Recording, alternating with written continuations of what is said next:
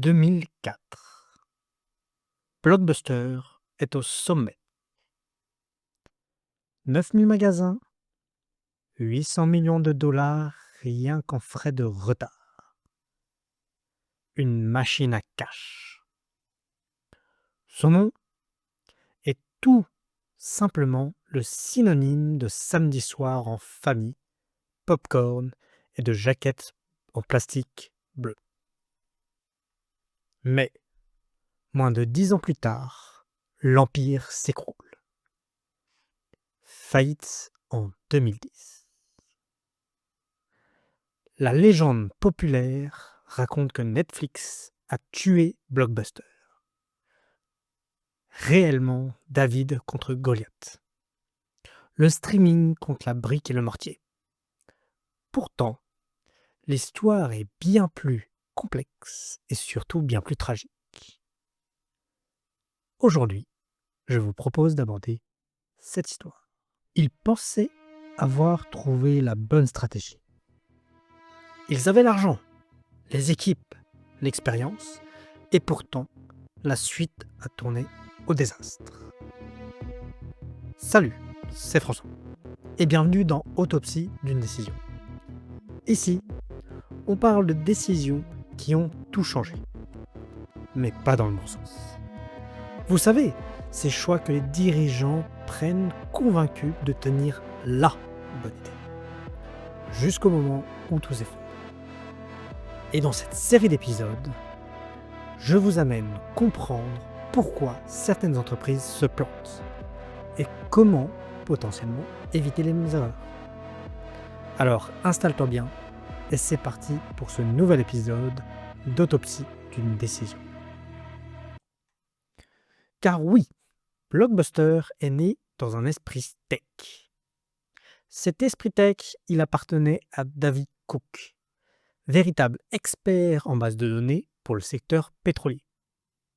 Et il va appliquer son savoir-faire à un problème quotidien.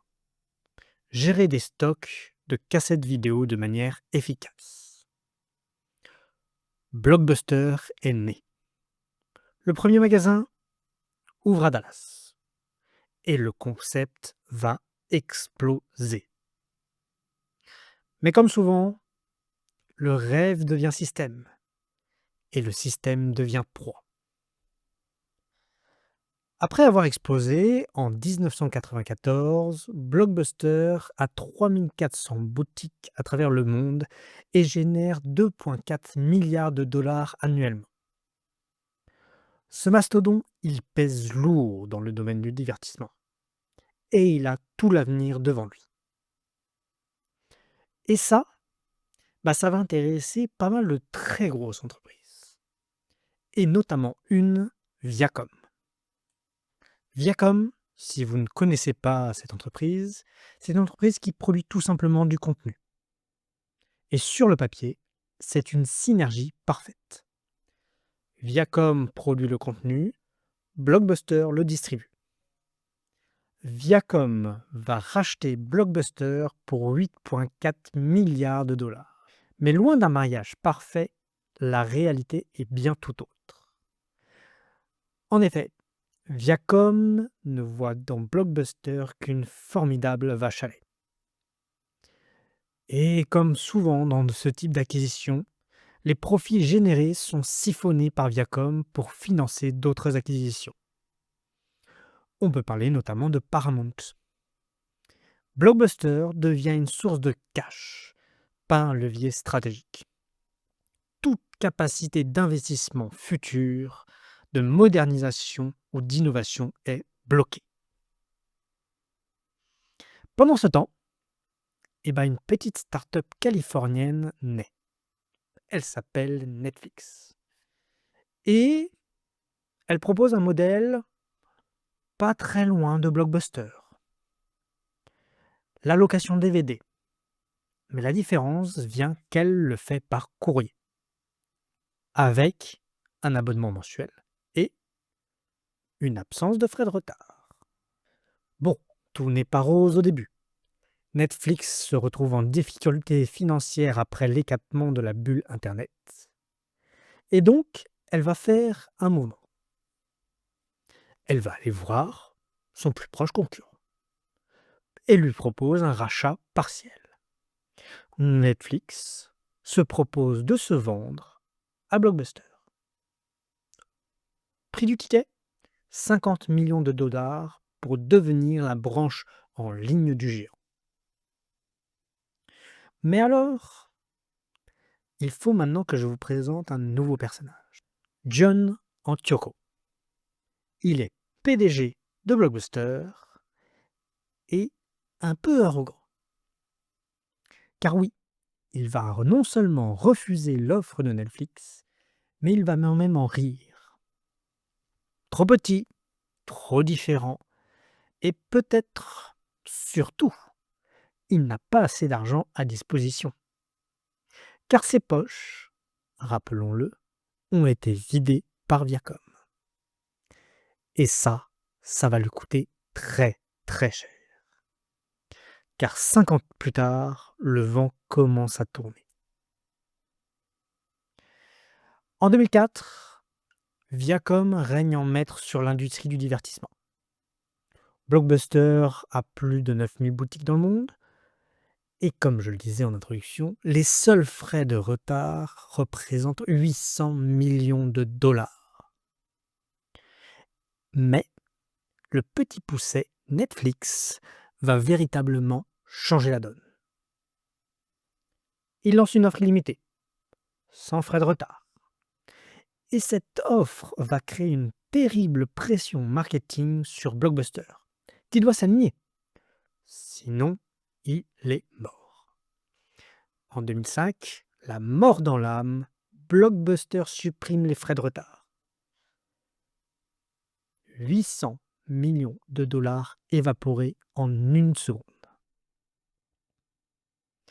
Mais la mort va continuer à rôder. Car vient la crise financière de 2008. Et Blockbuster se trouve dans une situation compliquée. Et bah, malgré ce qu'elle croyait, elle va souhaiter changer de stratégie, se tourner vers le numérique. Mais elle n'a pas la flexibilité pour pivoter aussi facilement. Et surtout, elle n'a pas le cash pour le faire. Les dettes s'accumulent, les clients s'en vont. Pendant ce temps, Netflix y grossit. Il passe au streaming, séduit les studios et commence même à produire ses propres contenus. Et là, alors que la pente de Netflix ne fait que grimper, celle de Blockbuster fait que descendre. Résultat des courses, 2010, Blockbuster dépose le bilan. Alors, cette croisée des chemins qui est le rachat par Blockbuster de Netflix, est-ce que c'était un simple raté? Pas vraiment. C'est le symbole d'un mal plus profond.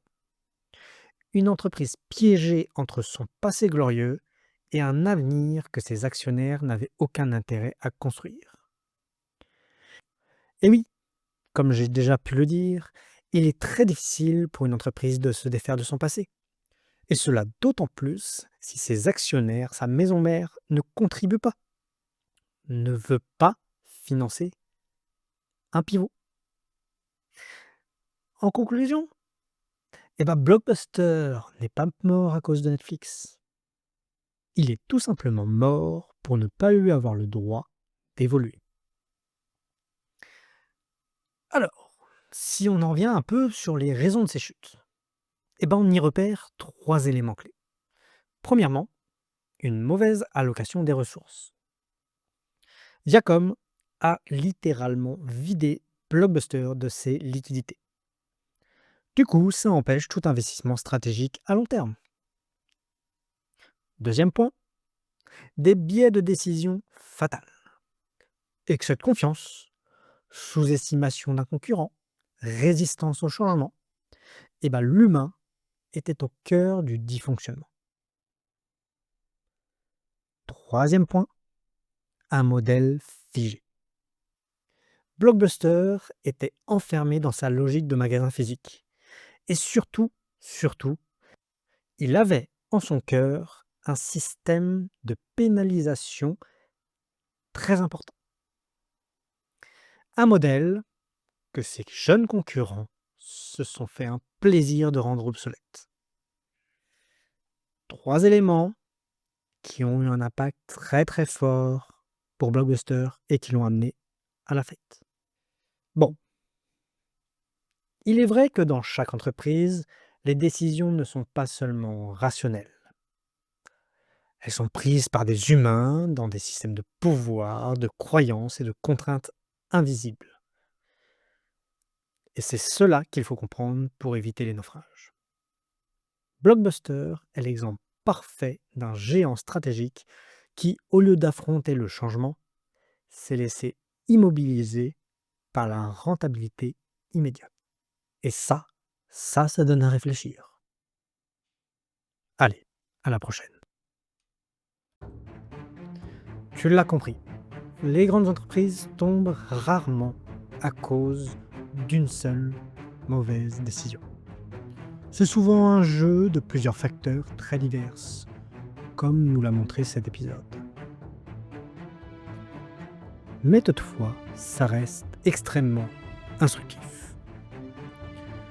En tout cas, j'espère que cette histoire t'a autant fasciné que je l'ai trouvé plein d'enseignements.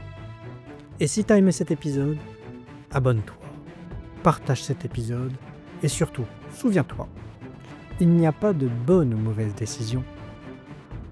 Il y a juste des prises de décision et des absences de prise de décision. L'avenir te dira le reste.